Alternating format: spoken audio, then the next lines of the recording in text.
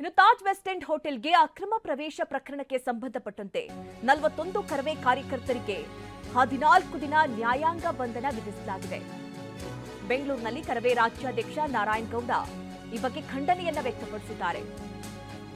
ನಾಳೆ 31 ಜಿಲ್ಲೆಗಳಲ್ಲಿ ಕರವೇ ಕಾರ್ಯಕರ್ತರು ಪ್ರತಿಭಟನೆ ನಡೆಸುತ್ತಾರೆ. ಬಲವಂತದ ಹಿಂದಿ ಹೇರಿಕೆಯನ್ನ ಕೂಡಲೇ ನಿಲ್ಲಿಸಬೇಕು. ನಮ್ಮ ತೆರಿಗೆ ಹಣ ಹಿಂದಿ ಭಾಷೆಯ ಅಭಿವೃದ್ಧಿಗೆ ಬಳಸಲಾಗ್ತಾ ಇದೆ ಅಂತ ಕಿಡಿಕಾರಿದ್ದಾರೆ ನಾರಾಯಣ್ ಗೌಡ್ರು.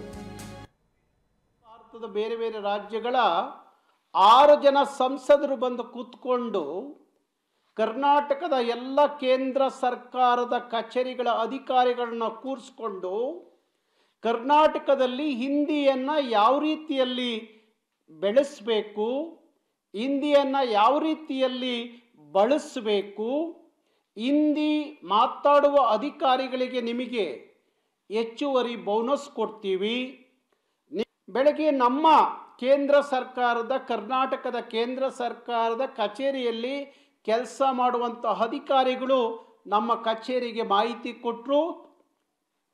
ತಾವು ಬಲವಂತವಾಗಿ ನಮ್ಮ ಮೇಲೆ ಹೇರುವಂಥ ಹಿಂದಿ ಹೇರಿಕೆಯನ್ನು ತಾವು ನಿಲ್ಲಿಸಬೇಕು, ಹಿಂದಿ ಹೇರಿಕೆಯನ್ನು ಬಲವಂತವಾಗಿ ನಮ್ಮ ಮೇಲೆ ಹಾಕ್ತಾ ಇದ್ದಾರೆ ಅಂತ ಹೇಳಿ ಸುದ್ದಿ ಬಂದ ತಕ್ಷಣ 100 ಜನ